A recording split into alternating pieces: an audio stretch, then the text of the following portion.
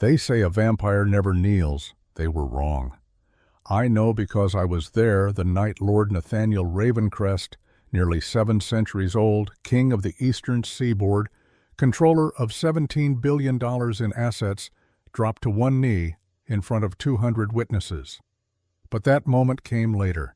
This story begins 48 hours earlier in a place that smelled like old money and new betrayal. The air inside the obsidian crown didn't smell like food. It smelled like power. Cold, quiet, dangerous power. Elara Grayson adjusted the collar of her starched uniform and tried to ignore the burning sensation running down her spine. 12 hours into her shift. 4 more to go, then the overnight at the diner in Southie, then maybe, if she was lucky, 3 hours of sleep before the morning shift at the coffee shop in Back Bay. 38 years old, and she moved like someone twice her age. The Gulf War had done that. Done. Or maybe it was the 17 years since, working 3 jobs to keep her brother alive. $340,000. That was the running total in her head. The number that never stopped growing. Owen's medications. The experimental treatments that insurance wouldn't cover. The specialists who charged $4,000 just to shake their heads and say there was nothing they could do. Lupus didn't care about payment plans.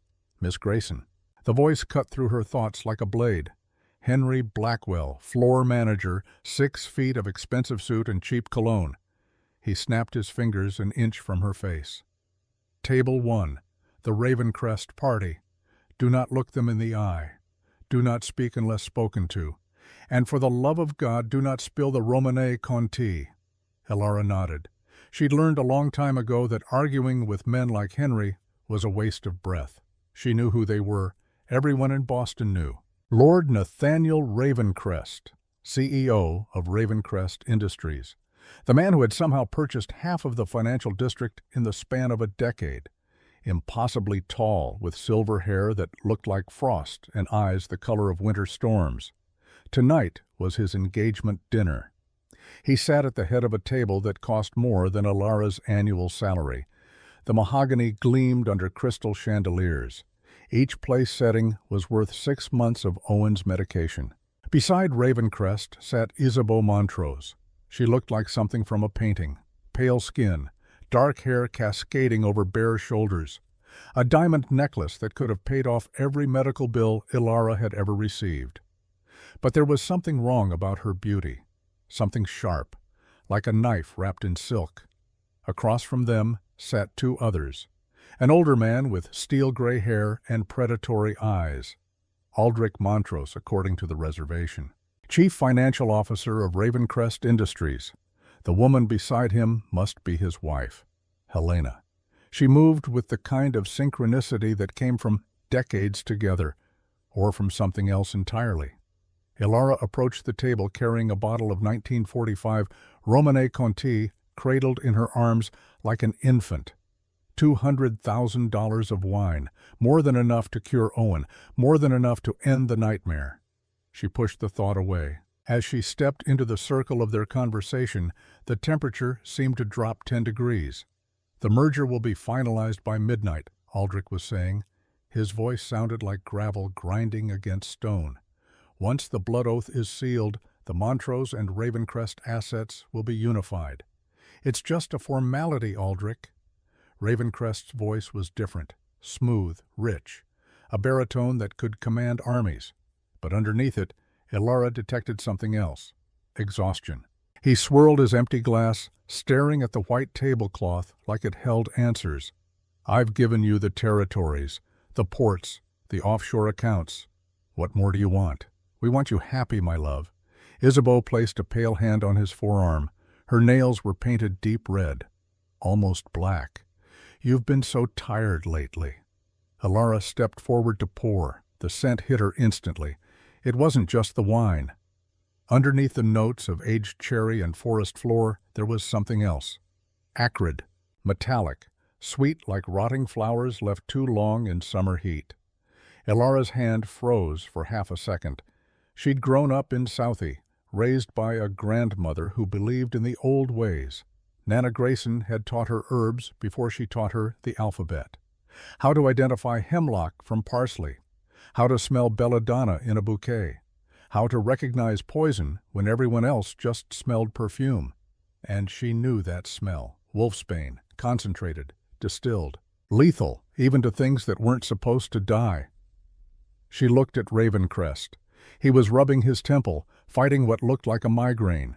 His skin, normally the color of marble, looked gray. Sallow. He's already been dosed, Elara realized with a jolt that felt like ice water in her veins. They aren't celebrating him. They're preparing him. She moved to Isabeau's glass. The young woman covered the rim with her hand. None for me. Her smile revealed teeth that were too white, too straight. I'm fasting for the ceremony. And none for us, Aldrich said. His eyes locked onto Elara's neck, lingered there. Only the king drinks tonight.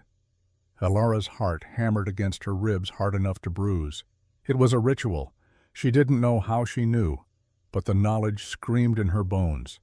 If Ravencrest drank that glass, he wouldn't leave this room alive. Or worse. She moved to Ravencrest's right side, the bottle heavy in her hands. As she leaned in, she saw Aldrich slide a hand inside his jacket.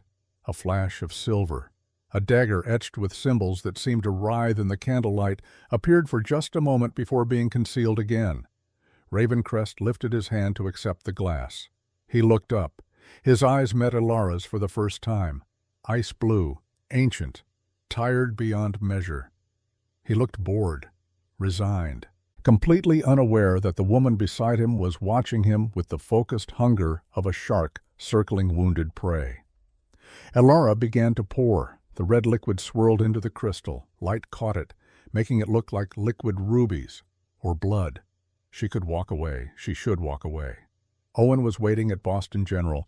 The night nurse would be checking on him in 20 minutes. If Elara caused a scene here, she was fired. If she was right about these people and tried to interfere, she might be dead. But then she saw Isabeau's smile.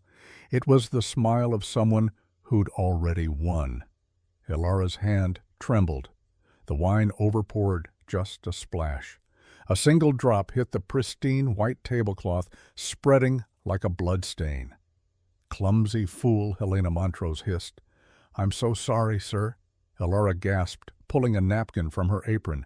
She leaned in close, bringing her face inches from Ravencrest's ear to dab at the stain. The scent of him was overwhelming. Rain, cedar, raw power barely contained. But underneath it all was the smell of sickness. Ravencrest pulled back, annoyed. Leave it. Elara pressed the napkin down with force, leaning her weight onto the table to block the Montrose's view of her mouth. Do not drink the wine, she whispered, her voice barely a breath of air. It's wolfsbane. They have a knife. Run now. She pulled back instantly, terrified of what she had just done. Ravencrest froze. He stared at her. His expression was unreadable, carved from ice and old stone.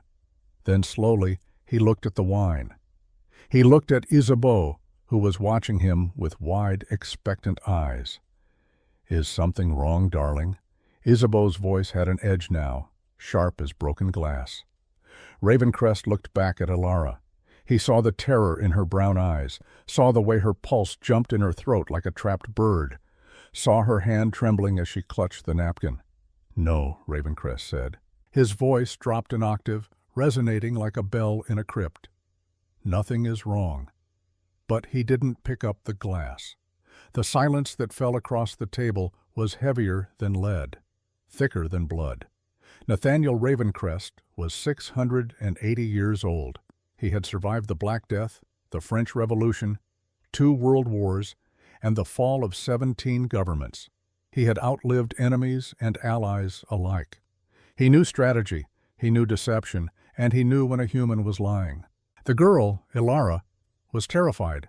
Her pupils were dilated, her breathing shallow, every instinct screaming at her to run. But she wasn't lying. He focused his senses, pushing past the headache that had plagued him for weeks. The dampener.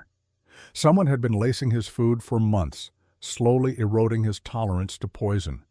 weakening him incrementally so he wouldn't notice until it was too late. And the smell coming from the glass. Now that she had named it, he couldn't unsmell it. The wolfsbane was masked by a spell, layered with illusion magic that would fool anyone. Anyone except someone who could see through magic itself. How, he thought. How did a waitress penetrate a spell cast by a master warlock? Drink up, Nathaniel. Aldrich's fingers drummed on the table, a rhythm like a countdown, a toast to the future, to new beginnings. Ravencrest smiled. It was the smile of a predator who'd just realized he was in a trap. Cold, dangerous. I think I'll wait, he said softly. I'm suddenly not thirsty. The atmosphere in the room snapped like a wire pulled too tight. Isabeau's face lost its angelic facade instantly. Her features contorted. Beautiful no more. Just hungry. Just hateful.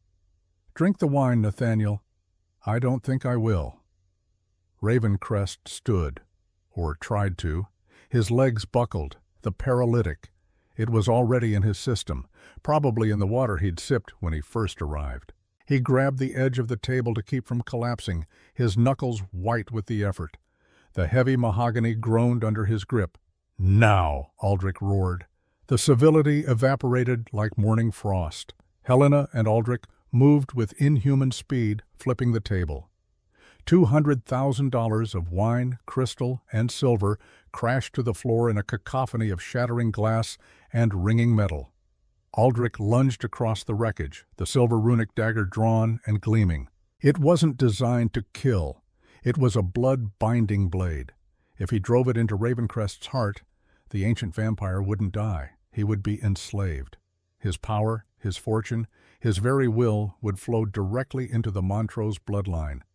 He would become a battery for their ambitions, conscious, aware, screaming inside his own mind for eternity. Ravencrest tried to summon his shadow magic, the power that had made him legendary. But it sputtered like a match in the rain. Weak, useless. He was vulnerable for the first time in centuries. Suddenly, a blur of black and white uniforms slammed into Aldrich from the side. It was Elara.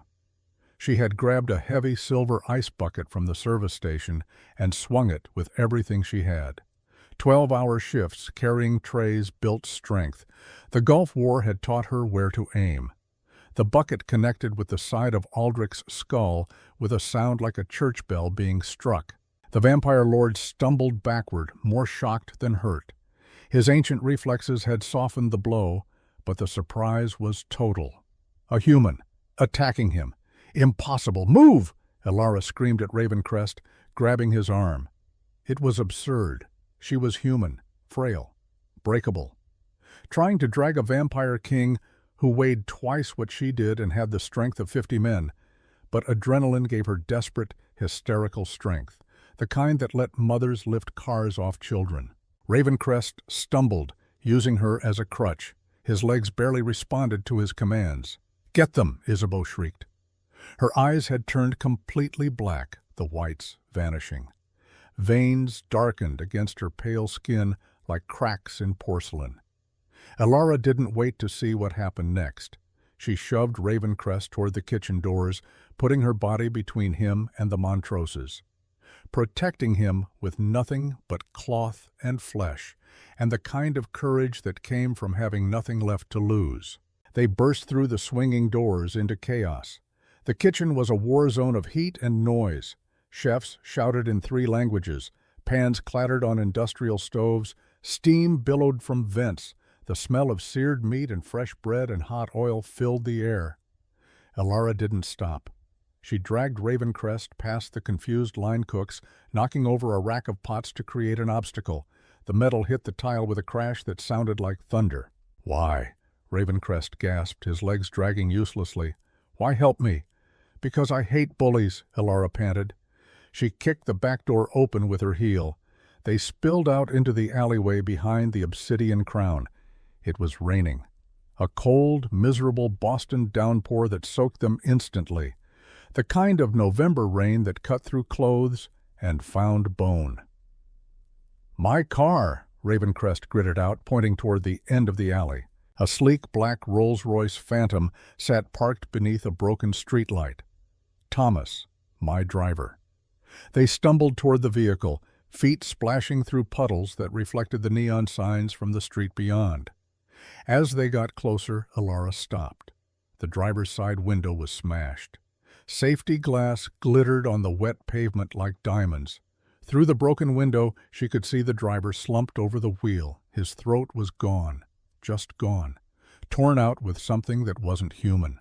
Blood covered the dashboard, the steering wheel, the cream leather seats. It dripped onto the floor mats with a sound like a leaking faucet. "They killed him," Elara whispered. Horror rose in her throat like bile. They really planned to kill everyone. "Not kill," Ravencrest snarled, pain etched in every line of his face. "Harvest." A screech echoed from the kitchen door. Isabeau stood there, backlit by the harsh fluorescent lights. Rain didn't touch her.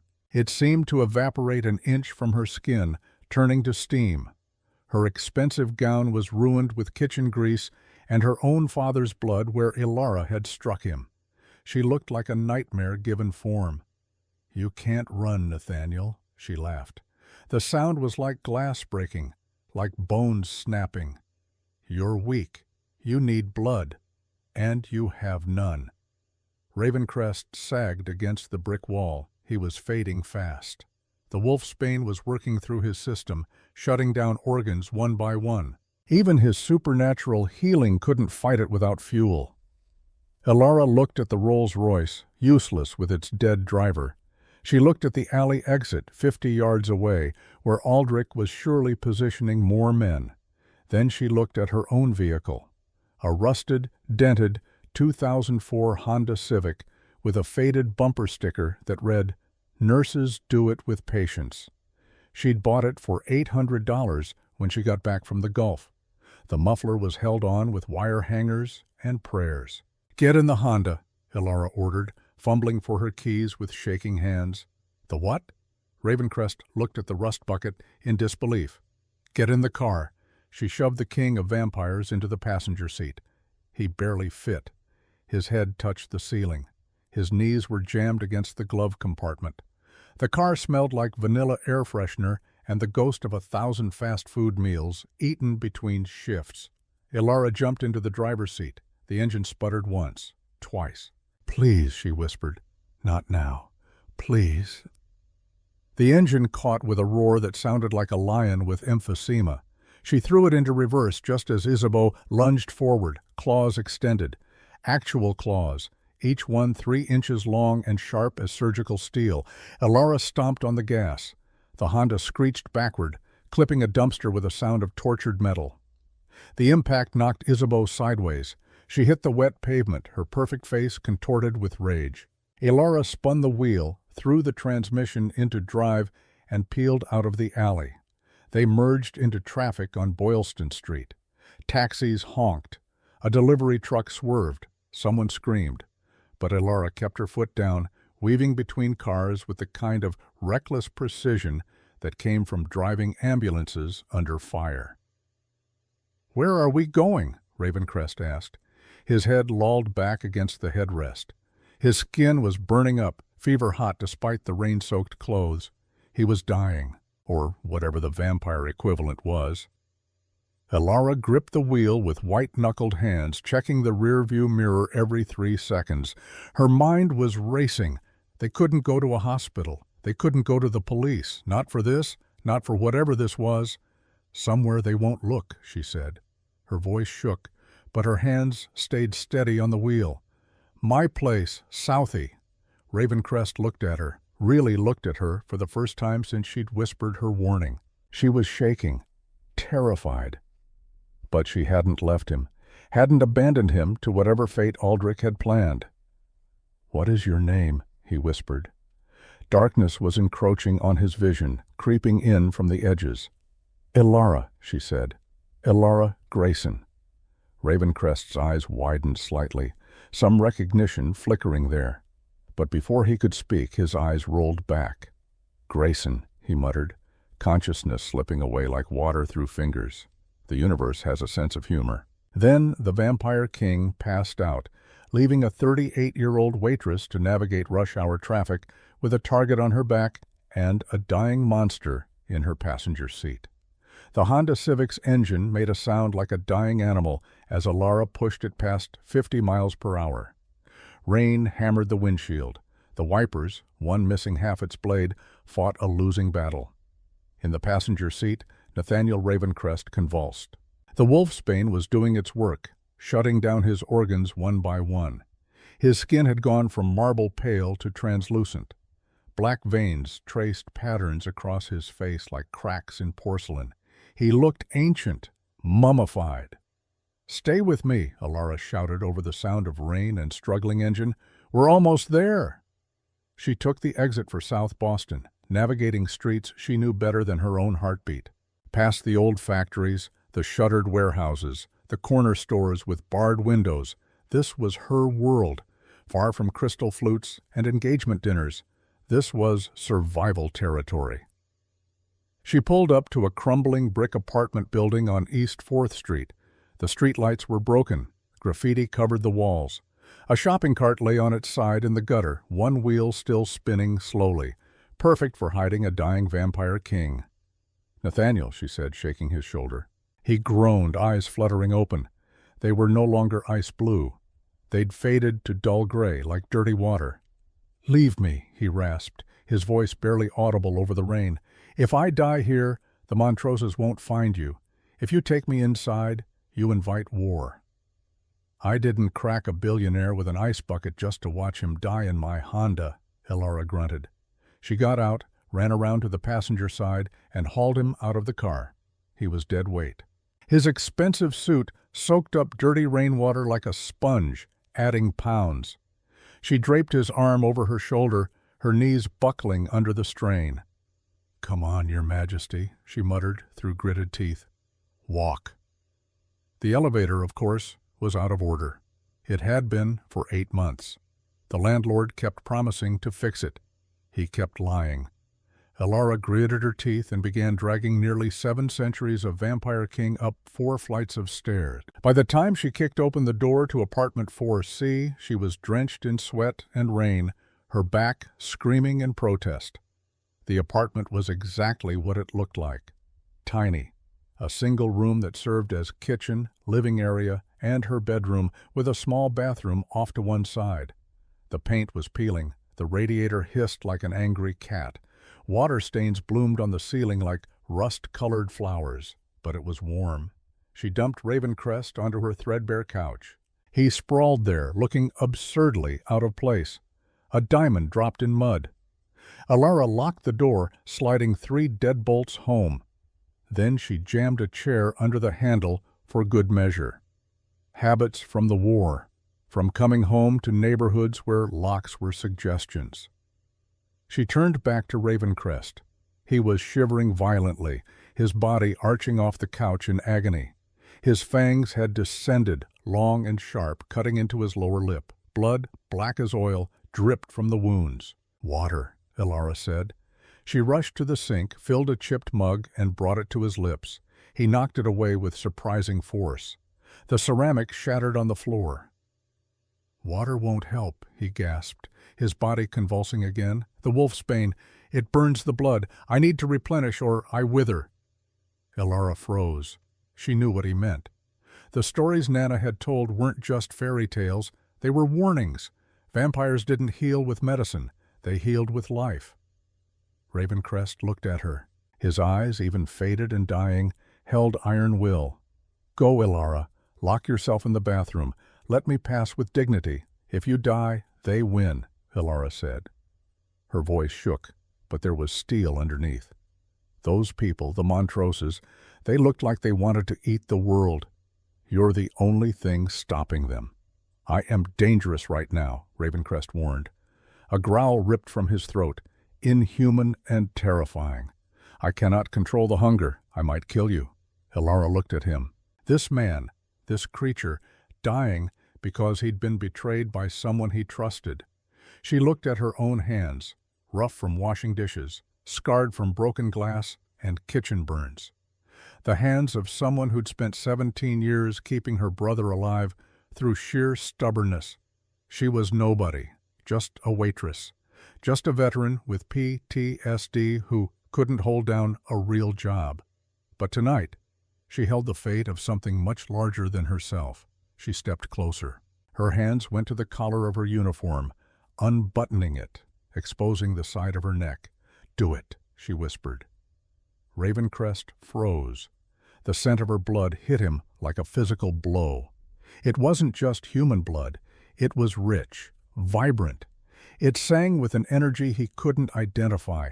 It smelled like ozone before a storm, like wild honey, like something he hadn't encountered in all his long years. "Elara, no." "I said do it," she yelled, stepping within reach. "Just don't kill me. Owen needs me." Ravencrest's resistance shattered like glass. With a guttural roar, he surged upward, gripping her shoulders with hands that could crush stone. He didn't try to be gentle. Couldn't be gentle. Survival overrode everything else. He buried his face in the crook of her neck and sank his fangs in deep. Elara screamed. It was short, sharp, a sound of pure pain that cut off as a wave of endorphins, the vampire's natural sedative, flooded her system. It hurt. A sharp, burning fire that felt like being branded. But then it felt like floating. She felt her life force draining out, flowing from her veins into him. She felt his heart, dead and still a moment ago, kick-start against her chest. Thump, thump, thump, thump, growing stronger with each beat. His cold skin began to warm. The gray faded from his face, replaced by a flush of health. The black veins receded. He was healing. She could feel it. Feel him growing stronger as she grew weaker. Just as the edges of her vision began to blur, just as her knees started to give way, Ravencrest tore himself away from her neck. He gasped, chest heaving. Blood smeared his mouth. He looked at her with wide, shocked eyes. He caught her before she hit the floor, lowering her gently onto the threadbare rug. "Your blood," he whispered, wiping his mouth with the back of his hand. He stared at the red smear like it held secrets. "What are you?" Elara blinked. The room was spinning. She touched her neck. The wounds were already closing, sealed by his saliva. An evolutionary adaptation. "Can't leave evidence." She managed. "I'm a waitress." "No," Ravencrest said. His voice was regaining its strength, that rich baritone returning like a tide. "I have tasted the blood of queens, sorcerers, prophets. Yours is older, purer." He stood, the weakness gone completely. He towered over her in the small room, the king once more. He looked around at the shabby apartment. The water stains, the stack of past-due medical bills on the counter, each stamped in red. "You saved me," he said quietly, "at great cost to yourself." "Why?" Elara propped herself up on her elbows. "My grandmother taught me that evil flourishes when good people do nothing." She swallowed, her throat dry. "And I saw the way Isabeau looked at you, like you were a meal, not a husband. Nobody deserves that." Ravencrest's expression softened. Something like wonder crossed his ancient features. But before he could speak, a sound cut through the air, heavy, rhythmic, growing louder. Thump, thump, thump. Ravencrest's head snapped toward the ceiling. "Helicopter!" "They found us," he said, his face hardening into a mask of cold fury. "They must have a tracker on me, or a blood trace from the poison. How?" Elara scrambled to her feet, the dizziness fading faster than it should have. Her body was already recovering, healing at a rate that wasn't normal. "Aldrich fed me small amounts of his own blood over the last few months," Ravencrest explained quickly. "I thought it was symbolic, bonding rituals for the merger. But it creates a link. He can follow it like a thread." Elara moved to the window, peeling back the stained curtain. Outside, a black helicopter circled the building. Searchlights cut through the rain. On the street below, 3 black SUVs pulled up. Men in tactical gear poured out, moving with military precision. "They aren't police," Ravencrest said, scanning them. "Private security. Montrose's death squad." How do we get out? Alara's mind was racing through options. Fire escape? They'd have snipers. Roof? The helicopter. The basement, she said suddenly. There's a boiler room. It connects to the old coal tunnels from when these buildings were heated with furnaces. My super uses it to smoke weed. It leads to the old subway service tunnels. Lead the way. Suddenly, the front door exploded inward.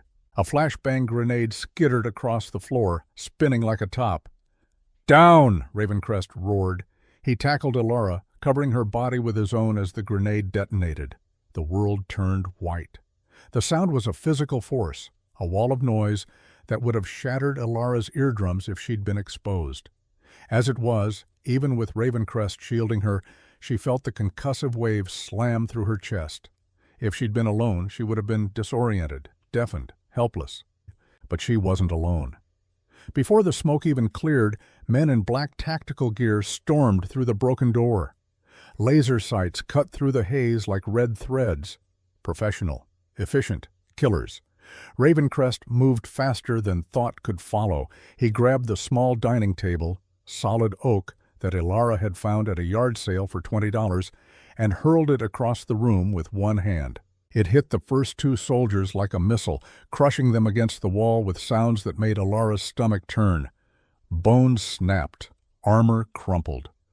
"Go!" Ravencrest shoved Alara toward the bathroom. "Through there. Now!" 3 more soldiers entered, opening fire with suppressed submachine guns. The sound was like industrial staplers. Foot. Foot. Foot. Bullets tore into Ravencrest's back. He didn't even flinch. He spun around, his eyes glowing in luminous, terrifying blue. The color of Arctic ice. The color of death. He raised his hand. The shadows in the room came alive. The soldiers' own shadows detached from the floor, wrapping around their throats like nooses. They dropped their weapons, clawing at invisible hands as they were lifted off their feet by darkness made solid. "The bathroom!" Alara screamed. She pointed to the small vent near the ceiling. "The laundry chute. It goes to the basement." She kicked the grate off the wall with a heel strike that would have made her drill sergeant proud. "You first," she said to Ravencrest. "You're bigger. If you get stuck, I can push." Ravencrest actually smiled, a real smile. "You are remarkably bossy for a mortal." He released the shadows, dropping the unconscious soldiers, and slid into the narrow chute. Alara followed, feet first. They plummeted down 4 stories of darkness. The smell of old detergent and must filled the narrow space. Alara had done this 100 times as a kid playing in the building, but never with a vampire king and armed men hunting them. They landed in a pile of dirty linens in the basement laundry room with a thump that drove the air from Alara's lungs. She scrambled out, grabbing a crowbar from a maintenance bench. "This way." She pointed to a rusted iron door hidden behind the massive boiler. You could hear the building's heartbeat down here, the rush of water through ancient pipes, the hiss of steam. Ravencrest ripped the door off its hinges like it was made of cardboard. They stepped into darkness. The coal tunnel was exactly as Alara remembered. Brick walls slick with moisture, the smell of earth and decay. Somewhere ahead, she could hear water dripping. Behind them, shouts echoed from the stairwell. The tactical team had found the laundry chute. "We need to keep moving," Ravencrest said. His voice echoed in the confined space. "But we cannot just run forever. Aldrich has resources I currently cannot access. My accounts are likely frozen. My guards dead or turned. My allies won't move without proof. So we're broke and on the run," Alara said, turning on her phone's flashlight. The beam cut through the darkness, revealing a tunnel that stretched ahead into blackness. "Welcome to my life." "Not entirely," Ravencrest said. He was looking at her with an intensity that made her uncomfortable. "I felt it when I drank from you. The power. The Montroses called you a waitress, but the name Grayson, there is history there. Do you know your family tree, Alara?" "Not really," she said, stepping over a puddle of something she didn't want to identify. "My dad left when I was 2. Mom died when I was 16, right before I enlisted. It was just me and Nana after that. She raised me and Owen. She was weird, superstitious, knew things about herbs and old stories. "What did she give you?" Ravencrest asked urgently. "A necklace? A ring? A book?" Alara paused. She reached under her uniform and pulled out a leather cord. Hanging from it was a strange piece of metal, dull, heavy. It looked like a key, but the teeth were jagged, irregular, made of black iron that seemed to absorb light rather than reflect it.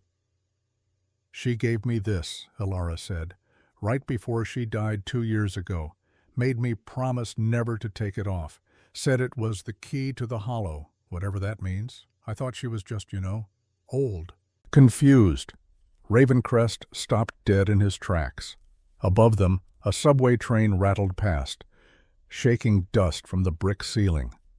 But he didn't move. He stared at the key with a mixture of reverence and shock.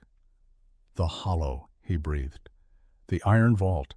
I thought it was a myth." "What is it?" Alara asked. "It is the only place on Earth where a vampire cannot enter without an invitation," Ravencrest said slowly. His voice had dropped to almost a whisper. "And it is said to hold the weapon that created the first of my kind, the primordial blood." He looked at her, and for the first time she saw something like fear in his eyes. "If Aldrich Montrose gets his hands on you, he doesn't just want to kill you, Alara. He wants that key. And if he drinks what's in that vault, he won't just enslave me, he'll enslave the world." Alara dropped the key back under her shirt, feeling its weight settle against her sternum like a second heartbeat. "Great," she muttered. "So I'm not just a witness, I'm a treasure chest." "We need to get off the grid," Ravencrest said, moving deeper into the tunnel. His enhanced senses were scanning ahead, listening for pursuit. "We need to go where magic cannot easily track us." "I know a place," Alara said. "But you're not going to like it. Try me. Vermont. My Nana's old foundry, the one on the quay." Ravencrest looked physically pained for a moment, but then nodded. Desperate times. They began moving through the tunnel system. The brick gave way to older stone. Colonial-era construction. Beneath Boston, there was an entire world that most people never knew existed. Behind them, the sounds of pursuit echoed. Boots on stone. Radio chatter. The tactical team was in the tunnels now. "How far to the subway?" Ravencrest asked. "Half a mile." Alara's breath came in gasps. Her body was still recovering from the blood loss, though faster than should be possible. "There's an abandoned service platform. We can catch the red line from there." They ran. Alara's lungs burned, her legs ached. But the Gulf War had taught her how to push past pain, how to keep moving when your body screamed to stop. You didn't survive Fallujah by giving up when things got hard. Ravencrest stayed behind her, occasionally glancing back. His strength had returned fully, but he was holding himself in check, not using his full speed, staying with her, protecting her. The tunnel opened into a wider chamber. Alara could hear the distinctive rumble of a subway train somewhere above them. They were close. There, she pointed to a metal ladder bolted to the wall. "That leads to the service platform." She climbed first, her hands slipping on the wet rungs. The metal was old, corroded. Each rung felt like it might give way under her weight. Ravencrest followed, his movements silent despite his size. They emerged onto a narrow platform, barely 6 feet wide. It ran along the side of the Red Line tunnel, a maintenance walkway that existed for workers to service the tracks. The air here smelled like electricity and rat droppings and the particular metallic scent of underground transit. "Which direction?" Ravencrest asked. "South, toward Park Street. We can blend in with the crowd there." They began walking along the narrow catwalk, pressed against the tile wall to avoid the third rail. In the distance, Alara could see the lights of an approaching train. "Wait," she said, holding up a hand. "That's our ride.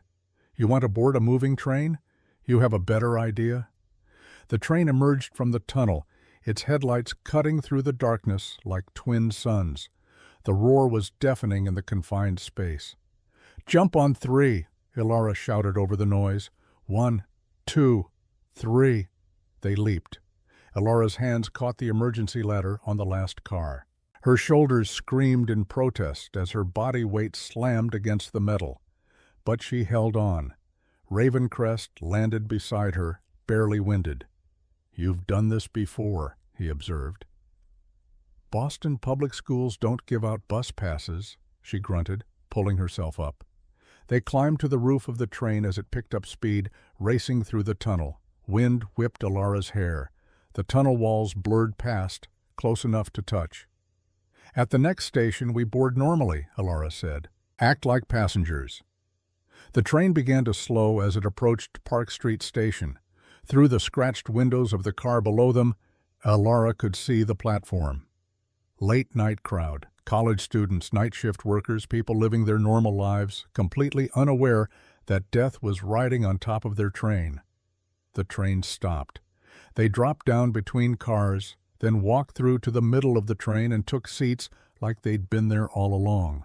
Elara was acutely aware of how they looked. Her waitress uniform was torn and stained. Ravencrest's expensive suit was soaked, covered in dust and blood. They looked like they'd survived a war, which she supposed they had. The train pulled away from the station, heading south. For a moment there was silence, just the rhythmic clacking of wheels on track. Then Ravencrest spoke, his voice low enough that only she could hear. "Tell me about Owen." Elara blinked, surprised by the question. "My brother? You work 3 jobs for him. You mentioned expensive medications. Tell me." Elara looked out the window at the darkness rushing past. "He's 18, lupus. Diagnosed when he was 12. Our parents were already gone by then. I was 26, just back from my second tour. Honorable discharge for PTSD." She swallowed hard. Insurance covered the basics. But the good treatments, the ones that actually work, they're experimental. $4,000 a month. I had savings from the military. Blew through that in 8 months. Why not ask for help? "From who?" She laughed bitterly. "The VA? They're backed up for years. Charity? They have lists longer than my arm. At least working, I control it. I know the money's coming. I know he gets his medication." "You could have walked away tonight," Ravencrest said. "When you saw the wolfsbane, you could have served the wine, collected your tip, gone home to Owen." "Yeah," Elara said. "I could have. Why didn't you?" She looked at him. Really looked at him. This creature who'd lived for centuries, who'd seen empires rise and fall, who'd survived things she couldn't imagine. "Because I've spent my whole life watching bullies take what they want," she said. "In school, in the war, in this city. And every time someone looks away and does nothing, the bullies get stronger." She touched the spot on her neck where his fangs had pierced. It didn't hurt anymore, didn't even ache. "You needed help. I could help, so I did, that's all." Ravencrest was quiet for a long moment. Then he reached out and took her hand. His skin was cool, but not cold. Not anymore. "When I reclaim what's mine," he said quietly, "you will never pour another glass of wine for anyone unless you choose to." "Focus on not getting staked first, Your Majesty," Elara replied. But despite everything, despite the fear and the exhaustion and the impossibility of the situation, she felt a smile tug at her lips. The train screeched to a halt. But they weren't at a station. They were in the middle of the tunnel between stations. The lights inside the car flickered once, twice, then died completely. Emergency lighting bathed everything in sickly red. The passengers around them should have been reacting, complaining, checking their phones, but no one moved. Elara's skin prickled. "Look around," she whispered. Ravencrest had already noticed. The construction worker 3 seats down hadn't shifted position in 5 minutes. The teenager with headphones hadn't bobbed his head once. The woman reading a Bible hadn't turned a page. "They're not breathing," Elara realized, horror crawling up her spine. "Thralls," Ravencrest confirmed. His voice was grim. "Aldrich must have emptied a nest to fill this car. They're waiting for the command." Suddenly the woman with the Bible snapped her head up. Her eyes were pitch black, the whites completely gone. She opened her mouth. The sound that came out was like metal tearing, like a scream played backward. Kill the king! Simultaneously, every person in the car turned to face them. The construction worker lunged first, moving with speed no human should possess. Ravencrest stood instantly, ripping a vertical handrail straight out of the floor and ceiling with a spray of sparks and torn metal. He swung it like a staff, catching the construction worker in the chest. The thrall flew backward, smashing through the connecting door into the next car. "Alara, get behind me!" Ravencrest roared. The teenager, who couldn't have been more than 16 in life, flipped with supernatural agility. Claws extended from his fingers, yellow and curved like a raptor's. He aimed for Alara's throat. Alara didn't freeze. The Gulf War had burned hesitation out of her. She grabbed the fire extinguisher from its bracket on the wall, pulled the pin and sprayed a cloud of white chemical fog directly into the thrall's face. The teenager shrieked, blinded. Ravencrest spun the metal pole, driving it through the thrall's shoulder and pinning him to the wall like a mounted butterfly. "We need to leave," Alara yelled. "Now!" More shapes were moving in the adjacent cars, dozens of them, all turning toward their car. They pressed against the glass, clawing, their faces twisted into masks of hunger. The doors, Ravencrest moved to the emergency release, but the mechanism was jammed, deliberately sabotaged. He snarled, jamming his fingers into the gap between the rubber seals. Muscle and sinew bulged as he forced the doors apart. The metal groaned. His suit jacket tore at the shoulders. The doors opened with a shriek of protesting metal. The smell of the tunnel hit them. Damp earth, electricity, the scent of things that lived in darkness. "Jump," Ravencrest ordered. They leaped from the train onto the narrow maintenance walkway just as the glass of the connecting doors shattered. A horde of thralls spilled into the car they'd just vacated, scrambling over seats and each other. "Run!" They sprinted down the narrow catwalk. Behind them, the thralls poured out of the train, screeching like banshees. Some ran on the walkway. Others scrambled along the walls like insects, defying gravity. "There," Alara pointed. 50 yards ahead, a service ladder led up to a grate. Maintenance access. Ravencrest was faster, but he stayed behind her, turning every few seconds to punt a leaping thrall back into the darkness. He was weakening again. The burst of strength from her blood was fading. Each movement cost him. Alara reached the ladder first. She scrambled up, rust flaking off under her hands. At the top, she pushed against the grate. It didn't move. "It's stuck!" she cried, panic rising in her throat. Below her, Ravencrest was holding off 3 thralls. One managed to rake its claws across his thigh. Dark blood, almost black, flowed from the wound. He grunted in pain, kicking the creature onto the 3rd rail. There was a flash of blue light and the smell of ozone as the thrall was electrocuted, but more kept coming. "Alara, push!" Ravencrest shouted, his voice strained. Alara jammed her shoulder against the iron. She closed her eyes, thinking of the key against her chest, thinking of what Ravencrest had said about null power, about neutralizing magic. "Just open," she whispered. A spark of silver energy, invisible to the naked eye, pulsed from the key. It traveled up her body, through her shoulder, into the metal. The locking mechanism of the grate didn't break. It simply yielded. The metal recognized something older than rust, older than locks, and it opened like a flower. Alara scrambled out onto the sidewalk, gasping for air. Rain still fell, lighter now. She was somewhere in the financial district. Office buildings loomed around her like steel and glass giants. She reached down. "Grab my hand." Ravencrest leaped up the ladder, catching her wrist. She hauled him up, his weight nearly dislocating her shoulder. A thrall's hand snatched at his boot. Ravencrest kicked the hand away and they tumbled onto the concrete. A police cruiser was driving slowly down the block, spotlight sweeping the sidewalks. "Don't," Ravencrest warned, pulling Alara back into the shadows of a construction scaffolding. "Aldrich owns the police commissioner. If we get in that car, we never make it to the precinct." "Then we need our own wheels," Alara said. She spotted it across the street. A vintage 1969 Ford Mustang, cherry red, parked in front of a closed mechanic's shop. It was pristine, lovingly maintained. Probably someone's baby. She felt a pang of guilt. "Can you hotwire a car?" Ravencrest asked. Elara pulled a hairpin from her messy bun. The metal was bent, worn from use. "I grew up in Southie, Your Majesty. I can hotwire a toaster if I have to." 2 minutes later, the Mustang roared to life. Elara took the driver's seat. Ravencrest folded himself into the passenger side, using the first aid kit from the glove box to bandage his thigh. "I'll leave money for the owner," he said. "If we survive," Elara replied, peeling out onto the empty street.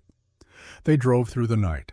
Boston's skyline receded behind them like a mouthful of glittering teeth they'd barely escaped.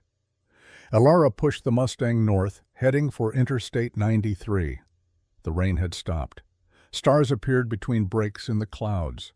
The world outside the car looked peaceful, normal. Inside, they were both processing what had just happened. "The key," Ravencrest said, breaking the silence. "Where is it guiding us?" Elara held the steering wheel with one hand and touched the iron key with the other. It was warm, vibrating slightly, like a tuning fork struck softly. "North," she said. "Up through New Hampshire, into Vermont, the Green Mountains." "We need to talk about what happened back there," Ravencrest said. "At the Great." "I don't know what happened," Elara admitted. I wanted it to open." And it did. "That's null magic," Ravencrest explained. He was looking at her with that intense gaze again, the kind that made her feel like he could see through her skin to the bones beneath. "It's not about spells or incantations. It's about will, about command. Your bloodline doesn't cast magic. You command reality itself to comply. That sounds insane. Most true things do." They drove in silence for a while. The highway was empty at this hour, just them and the occasional long-haul trucker. "You fight well," Ravencrest said softly. "The fire extinguisher, the way you moved. That's not Waitress training." "I had to learn," Elara said, eyes on the road. "After I came back from the Gulf, the PTSD made it hard to work normal jobs. Too many people, too much noise. Late-night shifts were easier, fewer people. But walking home at 3 a.m. in Southie isn't safe for anyone, let alone a woman alone." She gripped the wheel tighter. "So I took classes, Krav Maga, boxing, whatever I could afford. Because I had Owen depending on me. I couldn't afford to be a victim." "Your brother," Ravencrest said. "Is he safe? Right now?" Elara's grip on the wheel tightened until her knuckles were white. "He's at Boston General, specialized care facility, paid up for another month. If I die, he gets evicted into a state home where they'll let him die because lupus medication is expensive and state budgets are tight. So I can't die." Ravencrest reached out, his cool hand covering hers on the gear shift. "The Montroses will not touch him. I swear it on my blood." Elara felt a jolt of electricity go up her arm at his touch. She looked at him in the dim light of the dashboard.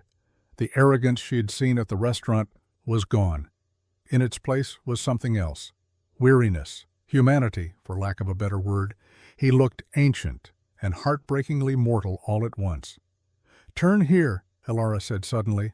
The key was burning against her skin, hot enough to be uncomfortable.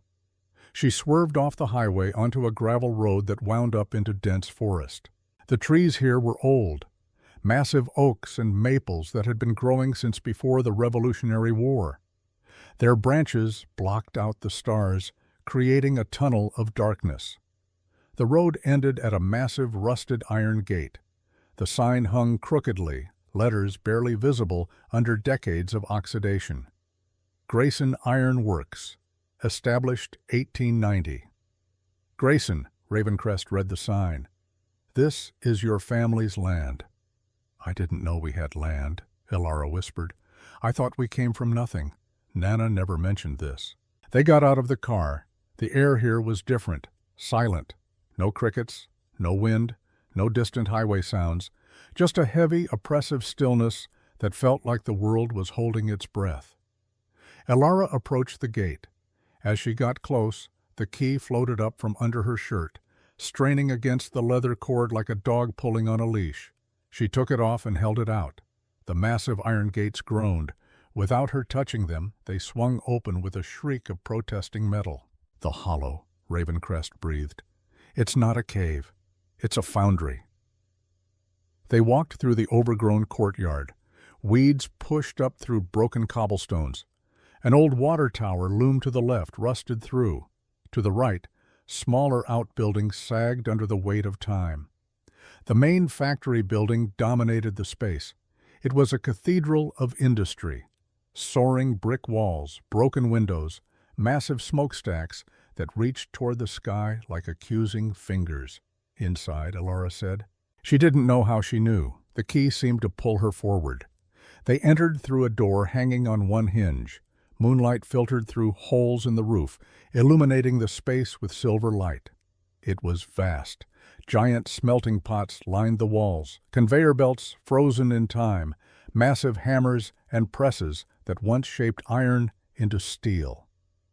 In the center of the factory floor stood a blast furnace, 20 feet tall, brick and iron, cold and dead. But in front of it was a pedestal, black iron, and set into the pedestal was a keyhole. Alara walked toward it like she was in a trance. Her feet knew the path even though she'd never been here before. Muscle memory from 100 generations. She inserted the black iron key. She turned it. The sound was like a thunderclap in the silence.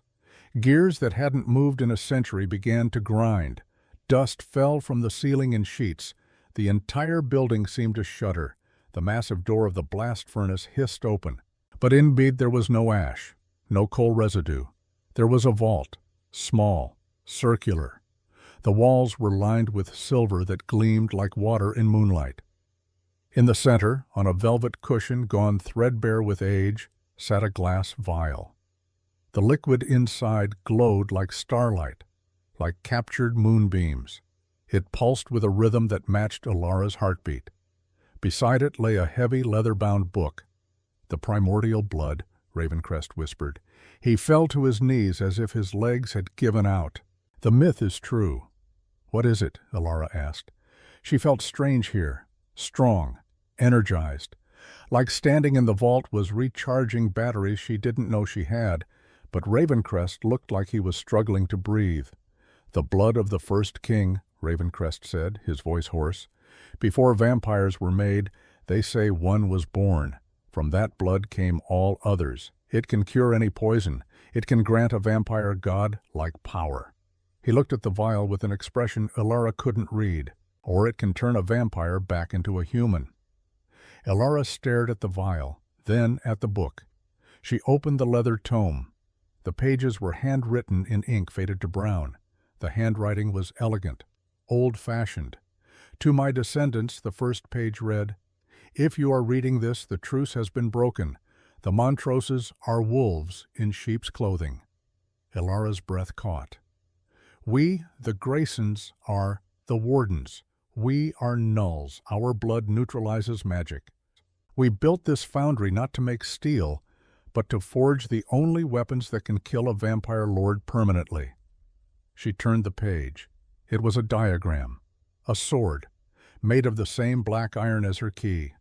The notes described tempering it in null blood, quenching it in vampire ash, creating a blade that could end immortal life. "My family," Alara realized. "We were vampire hunters." "No," Ravencrest stood up, using the wall for support. His face was pale. Being this close to the primordial blood was affecting him. "Not hunters, keepers. You kept the balance. When vampires grew too powerful, too cruel, your family ended them. But you also protected vampires from those who would hunt us to extinction, keepers of the peace." Alara turned more pages. There were names, dates, records of judgments, vampires executed for breaking laws, vampires protected from witch hunters and religious zealots. Then she found a photograph, faded, early 20th century.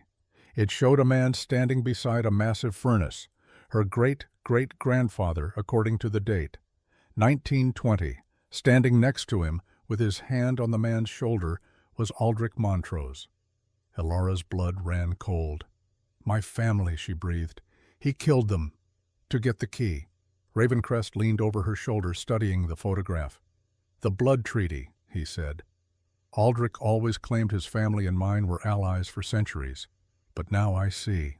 He needed my power to eliminate the Wardens, and he needed the Wardens gone to enslave me without consequence." He looked at Alara. "I'm sorry. This is my fault. All of it. Your parents, your grandmother, everything your family lost. It was because of me." Before Alara could respond, a slow clapping echoed from the entrance of the factory. The sound was deliberate, mocking.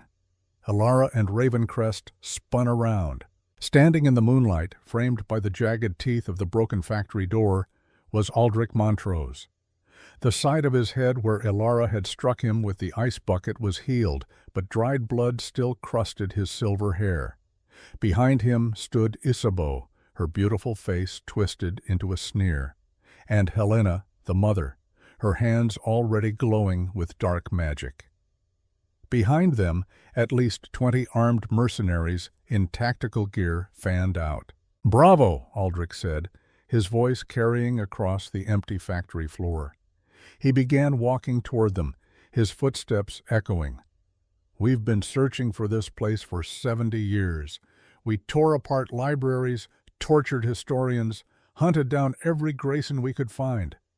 He smiled, showing fangs. "And all we had to do was follow the Waitress." Ravencrest stepped in front of Alara, fangs bared. "You will not pass the threshold, Aldrich. The Iron Vault rejects you. Null magic forbids your kind from entering." "Oh, poor Nathaniel." Isabeau stepped forward. Her hands were empty, but somehow that made her more threatening, always so trusting. She pulled out a tablet. The screen glowed in the darkness. Alara's blood turned to ice.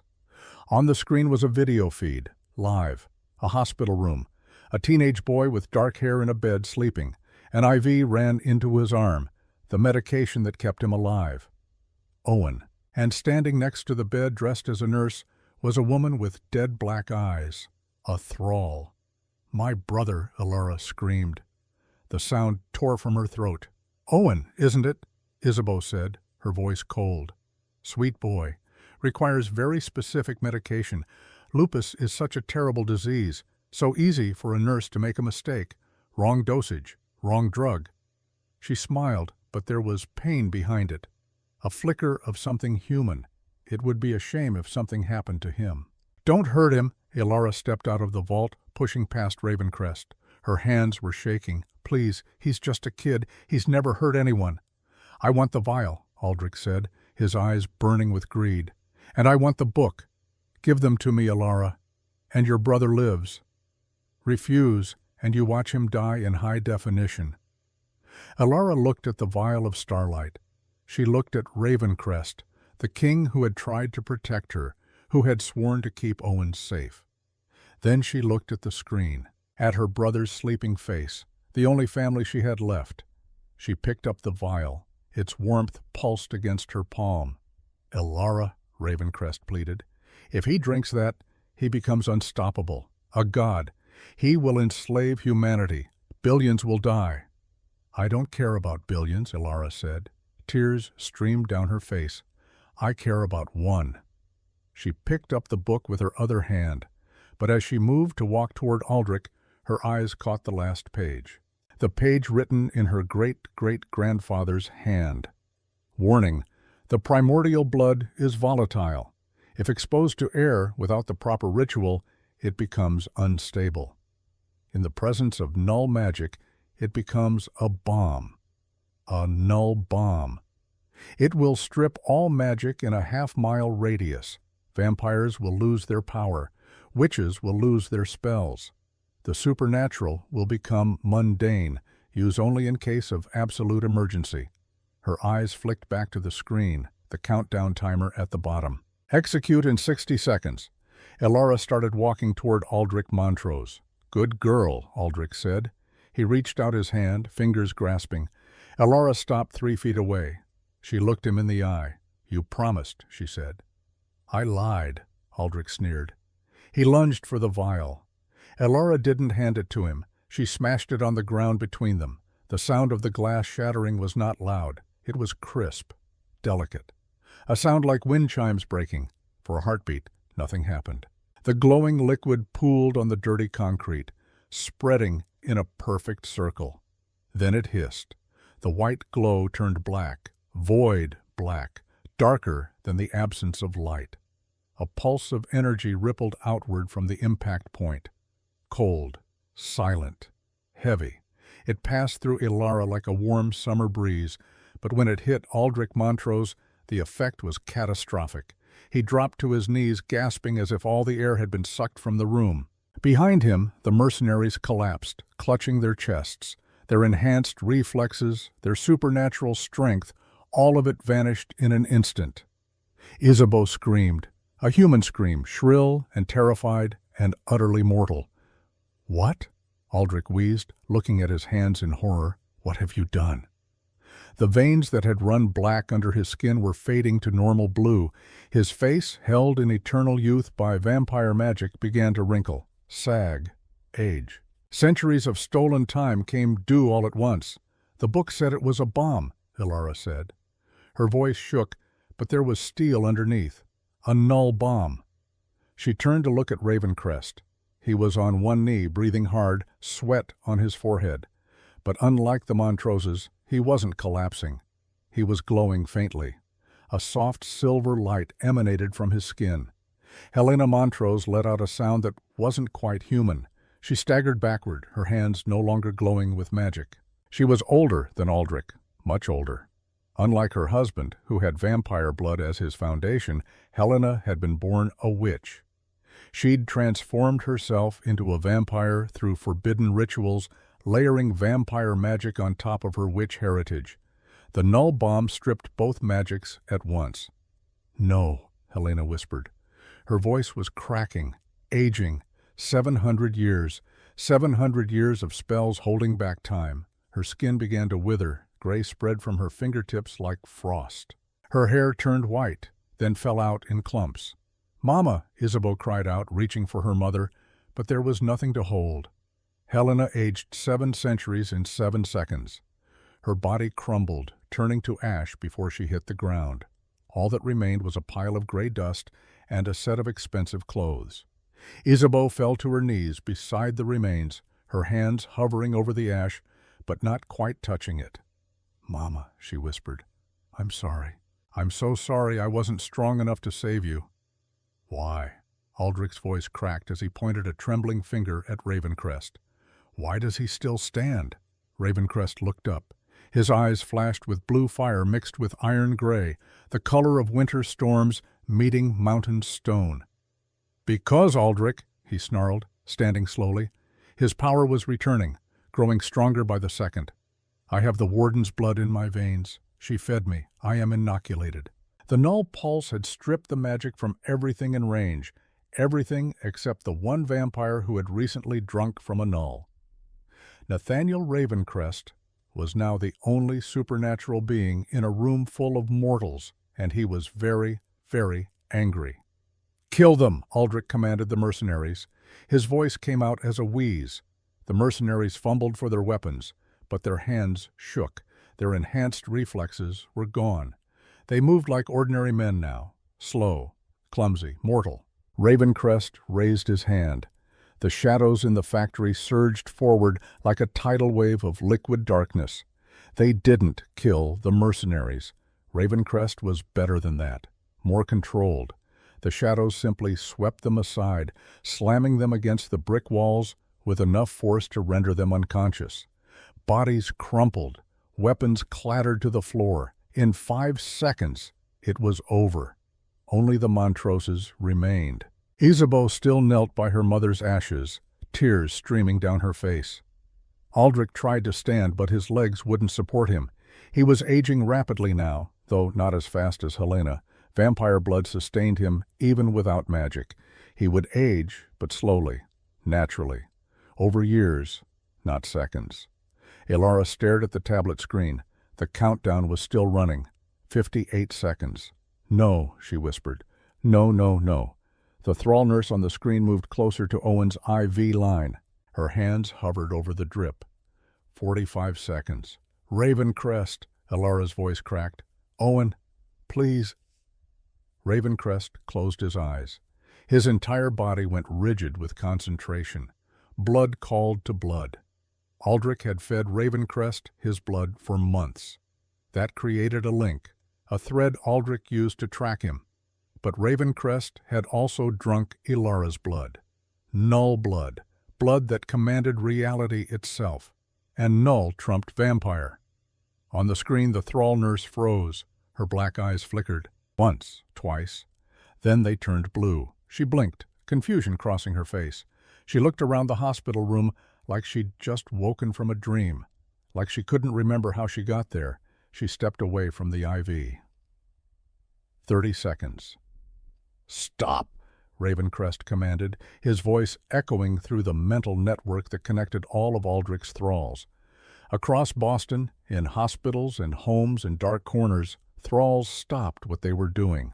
The compulsion that drove them, the magical leash that Aldrich held, snapped like a thread cut with scissors. They blinked, confused, free. The countdown hit 0. Nothing happened. Owen slept on, oblivious, his chest rising and falling with steady breaths.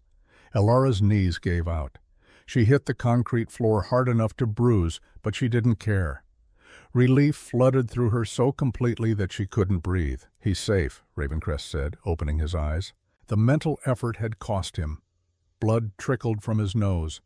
"I seized control of Aldrich's network, every thrall he created. They're mine now, and I'm setting them free." Aldrich's face went from pale to gray. "Impossible," he rasped. "You can't. I created them. They're bound to my blood." "You fed me your blood for months," Ravencrest said coldly, "and I drank the blood of a null. Your thread to them is broken. Mine is stronger, and I choose to cut it." He walked toward Aldrich, each step measured. "Deliberate. You betrayed me, Aldrich. You poisoned me. You planned to enslave me. You murdered the wardens. You killed Ilara's family." Aldrich tried to stand, but his legs wouldn't support him. "I served you for 250 years, Aldrich spat. "I made you rich. I built your empire while you wallowed in grief." Ravencrest's expression didn't change. "That's your justification? Service? I earned it." Aldrich's voice rose, cracking with age. "Everything I did because you were weak. Too concerned with morality to do what needed to be done." Ilara had pulled herself to her feet. She walked into the vault and retrieved the warden's blade from its mount on the wall. The sword was exactly as the book had described. Black iron, jagged, covered in runes that seemed to writhe in the dim light. It was heavy, but it felt right in her hands. "This blade," Ravencrest said, his voice carrying across the factory, "was forged to execute vampire lords who broke the ancient laws, who betrayed their oaths, who murdered the innocent." He looked at Aldrich with eyes that had seen empires fall. "You are guilty of all these crimes, Aldrich Montrose." "No," Aldrich wheezed. "Please, I can fix this. I can serve you faithfully. I swear it. Blood oath. Anything." "You swore a blood oath 250 years ago," Ravencrest said. "You broke it." He grabbed Aldrich by the throat and lifted him off the ground with one hand. "Wait," Ilara called out, walking toward them with the blade. She looked at Aldrich's withered face. He was mortal now. Human. "If you kill him like this," she said quietly, "you're executing a human. That's murder." Ravencrest looked at her, then at Aldrich. "What would you have me do?" he asked. Ilara looked at the blast furnace, the vault inside, the runes etched into the iron door. "The book said, 'The vault can hold anyone,'" she said. "Lock them away. Not death, just imprisonment. For how long? Until he's truly repentant, or until time takes him naturally." Ravencrest considered this. Then he nodded slowly. The warden's mercy, so be it. He opened the blast furnace door wider. The vault inside was small, cramped, just large enough for one person to sit with their knees drawn up. He threw Aldrich inside. The old vampire landed hard, crying out in pain. "No," Aldrich screamed. "You can't do this. I'm a Montrose. I own half this city. I have lawyers, resources." "You own nothing," Ilara said, stepping forward. She placed her hand on the door. The runes began to glow, responding to her null blood. "You're just a ghost in a cage." She slammed the door shut. The locking mechanism engaged with a sound like thunder. The runes flared bright silver, then faded to a dull glow. Inside, Aldrich's muffled screams could be heard, fading, growing distant. Then silence. Ilara turned to where Isabeau still knelt by her mother's ashes. The young woman looked up. Her face was streaked with tears and dust. Without her supernatural beauty, she looked ordinary, human, young. "I loved you once," Isabeau whispered, not to Ilara, but to the blast furnace where her father was imprisoned. "Before you made me into this, before you twisted everything good into something dark." She stood slowly, her movements uncertain, like a newborn learning to walk. She walked to the furnace and pressed her palm against the hot iron. "I forgive you," she said quietly, "not because you deserve it, but because I need to let it go." There was no response from inside, just silence. Isabeau turned to Ilara and Ravencrest. She wiped her eyes with the back of her hand. "Thank you," she said, her voice breaking, "for ending it, for freeing me." She looked at her hands. They were normal now, human, no claws, no supernatural strength, just the hands of a 28-year-old woman. "I don't know who I am without the magic," she admitted, "without him telling me what to do, what to be, who to seduce, who to betray." "Then you get to find out," Ilara said gently. "That's the gift. You get to choose now." Isabeau nodded slowly.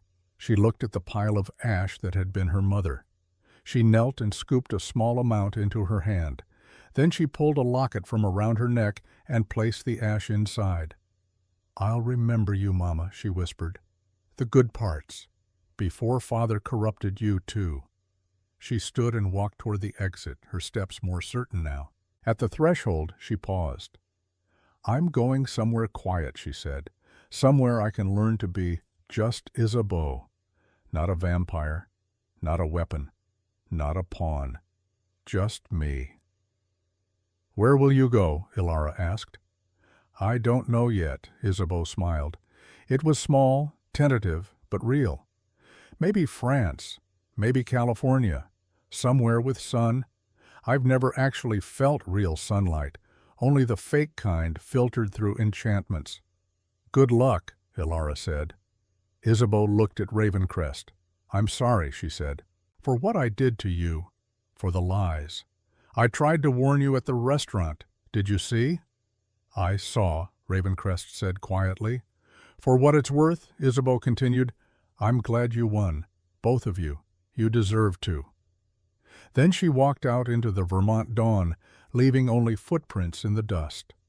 Ilara slumped against the furnace, the exhaustion finally catching up with her. The warden's blade clattered to the floor. "It's over," she whispered. Ravencrest knelt beside her. He looked exhausted. All his years seemed to settle on his shoulders at once. "You showed mercy," he said quietly, "after everything he took from you." "Why?" "Because someone has to," Ilara said. She looked at her hands. They were shaking. "If I killed him out of revenge, I'm no different than him. The cycle just continues." She looked up at Ravencrest. "You taught me that. When you could have killed me for seeing your weakness, you let me help instead. When you could have drained me dry, you stopped. That's strength. Real strength." Ravencrest reached out and took her hand. "For nearly 7 centuries I've been alone," he said. "I've had allies, servants, business partners, but not equals. Not someone who saw me at my weakest and chose to stand beside me anyway." He looked into her eyes. "Thank you, Ilara Grayson." They sat there for a while in the silence of the foundry as dawn light began to filter through the broken windows. Finally, Ravencrest spoke. "We should go to Owen. Make sure he's truly safe." "Yeah," Ilara said, pulling herself to her feet. She looked around the factory one last time. "What about this place?" "It's yours," Ravencrest said. "Your family's legacy. You can do with it as you wish." Ilara looked at the vault, the blade, the empty vial that had changed everything. "I think," she said slowly, "I think it should stay here, hidden, in case it's ever needed again." "Agreed." They walked out into the morning. The Mustang was still there, covered in dew. "I'll drive," Ilara said. 6 hours later, Ilara stood in a hospital room at Boston General. Owen was awake, confused. The last thing he remembered was going to sleep for his nightly medication. "What happened?" he asked, looking at his sister. His eyes were sharper than they'd been in years. "You're getting better," Ilara said. She sat on the edge of his bed and took his hand. "That's what happened." "How?" Owen looked at her, really looked, saw the exhaustion, the healing wound on her neck, the clothes she'd been wearing for 2 days straight. "Did you rob a bank?" "Something like that," Ilara said with a tired smile. Ravencrest stood in the doorway. He didn't enter. This was a family moment, private, sacred. But Owen saw him anyway. "Who's that?" Owen asked. "A friend," Ilara said. "Someone who helped me help you." Owen studied Ravencrest with the blunt honesty of 18-year-olds everywhere. "He looks like he's from a vampire movie," Owen said. Ilara barked a laugh that was half hysteria. "Yeah," she said, "he kind of does." They stayed for another hour, talking, laughing. The night nurse came by and gave Ilara a knowing look, but didn't ask questions. When they finally left, the sun was fully up. Boston looked different in daylight. Cleaner, safer, like the nightmare had been washed away with the dawn. "What now?" Ilara asked as they walked to the car. "Now," Ravencrest said, "we rebuild. I need to clean house at the company. Remove everyone Aldrich placed. Restore order." "And me?" "You," Ravencrest said, stopping to face her. "You rest. Recover. Spend time with your brother. And when you're ready, we talk about the future." "The future?" "The Wardens," Ravencrest said. "The Balance Keepers. Your family's legacy. The world needs that now more than ever." Ilara looked at him. At this creature who'd lived for centuries and was asking her, a 38-year-old waitress, to help rebuild something ancient. "I'll think about it," she said. "That's all I ask." 6 months passed. The Ravencrest Tower conference room could hold 300 people comfortably. Today it held 212 vampires, each representing a different bloodline, a different territory, a different faction of the shadow world that existed beneath human notice. The Vampire Council. They gathered 3 times a century to discuss matters of state, territory disputes, treaties with other supernatural entities, laws that governed their kind. Today they gathered because Lord Nathaniel Ravencrest had called an emergency session. The room was silent as Ravencrest entered. He wore a charcoal suit, perfectly tailored. His hair was swept back. He looked every inch the king he was. But he wasn't alone. Beside him walked Ilara Grayson. She wore a midnight blue dress that Ravencrest had commissioned from a designer in Paris. Her hair was pulled back in a simple style that emphasized the scar on her neck. She wore no jewelry except for a pendant, a small vial, empty now, hanging from a silver chain. The vampires murmured, whispered. Who was this human? Why was she here?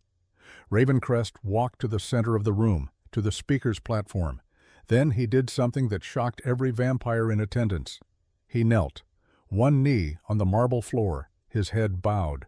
The whispers died instantly.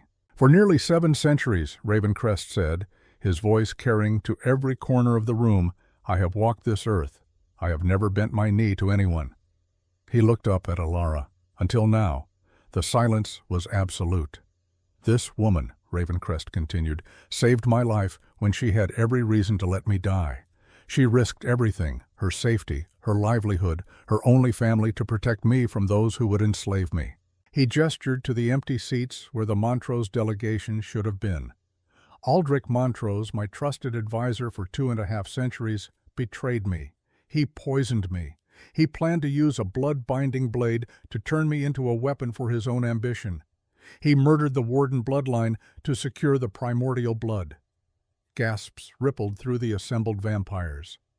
"Ilara Grayson is the last Warden," Ravencrest said. "She carries null magic in her veins. She defeated Aldrich when I could not.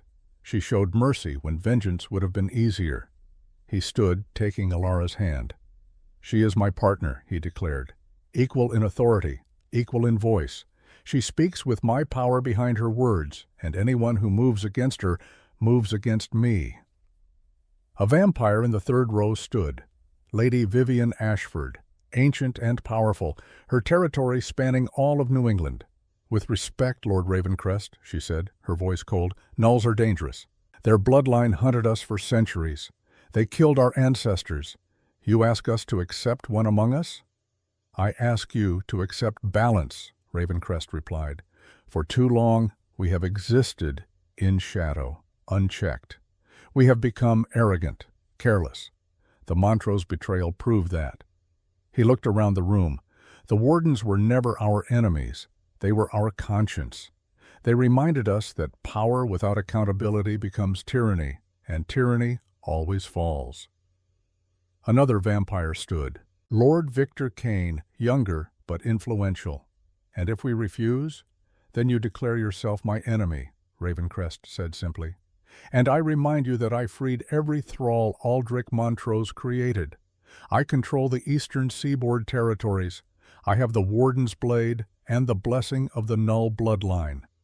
His eyes glowed blue. "Choose your enemies wisely, Victor." Victor sat down. Lady Ashford studied Alara for a long moment. Then she nodded slowly. "The Ashford bloodline recognizes Elara Grayson as warden and partner to Lord Ravencrest," she said formally. One by one, the other vampires stood, voiced their recognition, accepted the new order. When it was done, Ravencrest helped Elara step up to the platform. "You don't have to say anything," he whispered. "Yes, I do," Elara whispered back. She faced the assembled vampires. 200 pairs of eyes, some curious, some hostile, some merely calculating. "I'm not here to hunt you," Elara said. Her voice was steady. "I'm here to keep the peace. My family has done it for 300 years. We execute vampire lords who prey on the innocent, who break their oaths, who threaten the balance." She touched the empty vial at her neck. "But we also protect vampires from those who would exterminate them out of fear or ignorance. We stand in the middle. We keep both sides honest." She looked at Ravencrest. "Lord Ravencrest has proven himself worthy of that protection. He could have killed Aldrich. He didn't. He showed restraint, mercy, the qualities that separate civilization from savagery." She turned back to the council. "Work with us, and you have nothing to fear. Work against us, and you'll answer to the Warden's blade." It wasn't a threat. It was a promise. The vampires understood the difference. The meeting adjourned 30 minutes later. Elara and Ravencrest left together, walking through the marble corridors of Ravencrest Tower. "How do you feel?" Ravencrest asked. "Terrified," Elara admitted. "Did I really just threaten 200 vampires?" "You established boundaries," Ravencrest corrected. "There's a difference." They took the private elevator down to the ground floor. A car was waiting. Not the Rolls-Royce. Ravencrest had sold that. Too many bad memories. Now he drove a Tesla. Silent. Efficient. Elara approved. "Where to?" the driver asked. "The Obsidian Crown," Ravencrest said. The restaurant had undergone changes in the last 6 months. The oppressive dark decor was gone, replaced by warm lighting and living plants. The staff wore comfortable uniforms. They were paid triple the industry standard with full benefits. And the manager was no longer Henry. Henry had been fired the day after the incident. Ravencrest had discovered he'd been taking bribes from Aldrich to keep certain tables reserved, to look the other way when suspicious people came and went. The new manager was a woman named Sarah.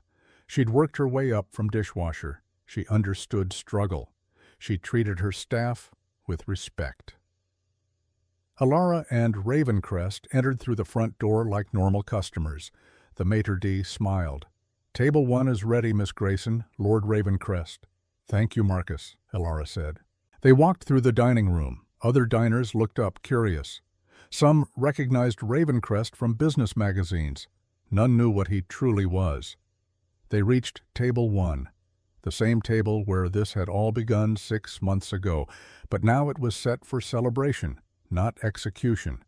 Flowers instead of poison. Champagne instead of wolfsbane-laced wine. Ravencrest pulled out Elara's chair. She sat looking around the room that used to terrify her. "Do you ever think about what would have happened," she asked, "if I just poured the wine and walked away?" "Every day," Ravencrest admitted, sitting across from her. "I'd be enslaved. Aldrich would be unstoppable. And you'd still be working 3 jobs, watching Owen fade." He reached across the table, taking her hand. "I owe you everything." "No," Elara said. "We're even. I saved your life. You saved Owen's. You saved mine in that apartment. We're partners." "Partners," Ravencrest agreed. A waiter approached. Young, nervous. This was his first week. "May I take your order?" he asked. Elara smiled at him. "Water, please. Just water." The waiter nodded and hurried away. Ravencrest raised an eyebrow. "No wine?" "Never again," Elara said with a small smile. "Bad memories." They talked through dinner about Owen, who was thriving on his new medication, who was showing signs of null magic awakening, small things, objects moving when he concentrated, locks opening when he touched them. Ravencrest had offered to teach him, to help him understand the power he was inheriting, about the business. Ravencrest had restructured his entire company, brought in outside auditors, removed everyone Aldrich had placed in key positions. The stock had taken a hit initially, but it was recovering. About the future. "There's talk in the council," Ravencrest said, "about establishing formal laws, a code that all vampires must follow, enforced by neutral wardens." "You mean me," Elara said. "I mean your bloodline. You. Owen, when he's ready, we'd fund it, provide resources, but the wardens would be independent, answerable only to the law, not to any vampire lord." Elara considered this. It would mean giving up any dream of a normal life, the fantasy of ever being just a waitress again, just a regular person. But she'd never been regular. The key around her neck had proven that. The blood in her veins, the legacy of 3 centuries. "I'll think about it," she said. "That's all I ask." After dinner, they walked. Boston at night was beautiful, the lights of the city reflected in the harbor. Street performers played music on corners. Life continued, oblivious to the shadow world that existed just beneath the surface.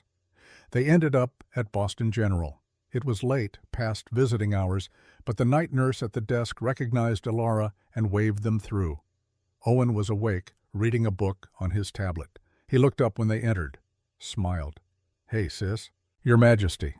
He said it as a joke, but Ravencrest had asked Owen to call him that, a reminder that titles meant nothing, that respect was earned, not demanded. "How are you feeling?" Elara asked, sitting on the edge of the bed. "Good. Great, actually." Owen flexed his arm. The muscle tone was coming back, the color in his cheeks.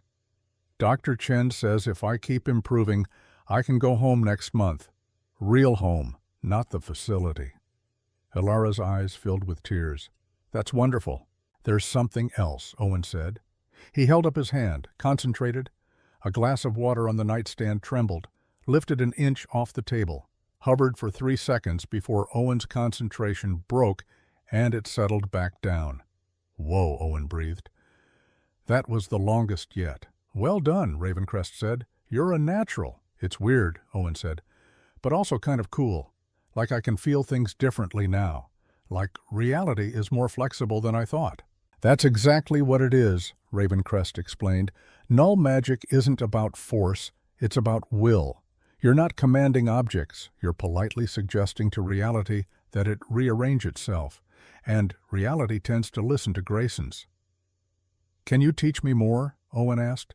"If your sister agrees." Elara looked at her brother.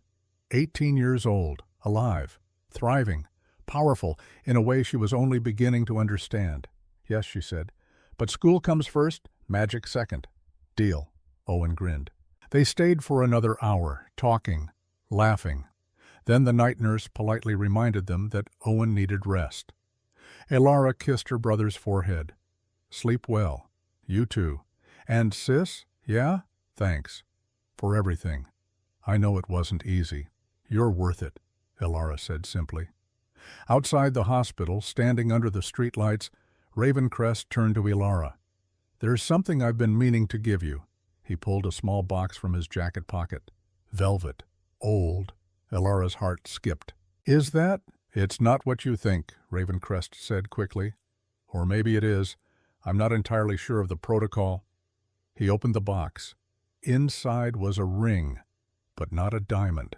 It was a band of black iron, inscribed with the same runes as the Warden's blade. Set into it was a small shard of glass from the primordial vial. "Partners should have symbols," Ravencrest said. "This is mine to you, forged from the vault iron, blessed with the blood we spilled together. A promise that I will stand beside you, equal, always." Elara took the ring with shaking hands. It felt warm. Right. She slipped it onto her finger. It fit perfectly. "Thank you," she whispered. Ravencrest took her other hand. "I don't want to be alone anymore," he said quietly. "Neither do I," Elara said. They stood there under the streetlights, two people who should never have met, who should never have survived, who against all odds had found each other in the darkest moment. The city moved around them, oblivious, unaware that their world had changed, that the balance had been restored, that the Wardens had returned. "Come on," Elara said finally. "Let's go home." They walked to the car together, partners, equals. The future stretched ahead, uncertain and dangerous and full of challenges they would face together. But for now, in this moment, they were simply two people who had survived, who had chosen mercy over vengeance, who had stood together when the world tried to tear them apart, and that was worth more than all the power and immortality in the world. 3 years later, a young woman stood in the Grayson Ironworks foundry, holding the Warden's blade. Elara Grayson was no longer a waitress. She was the Warden of the East, keeper of the balance between human and vampire. Judge, jury, and when necessary, executioner. But she was fair, always fair. Beside her stood Lord Nathaniel Ravencrest, exactly as he'd promised. Equal, partner, sometimes lover, always friend. And learning in the corner, practicing making small objects levitate, was Owen Grayson. 21 now, healthy, strong, the next generation of Wardens. The key to the Hollow hung on the wall in a place of honor, not locked away, not hidden, but displayed as a reminder. Elara smiled, put down the blade, and walked over to help Owen with his practice. The balance was restored. The Wardens had returned, and in the shadows of Boston, in the boardrooms and backrooms and dark corners where the supernatural world made its deals, everyone knew one thing for certain: cross the Warden and face the King. Cross the King and face the Warden. Together they were unstoppable. Separate, they were formidable. United, they were legend. And legends, as every vampire knows, never truly die. They just wait in the shadows, watching, protecting, keeping the balance, always.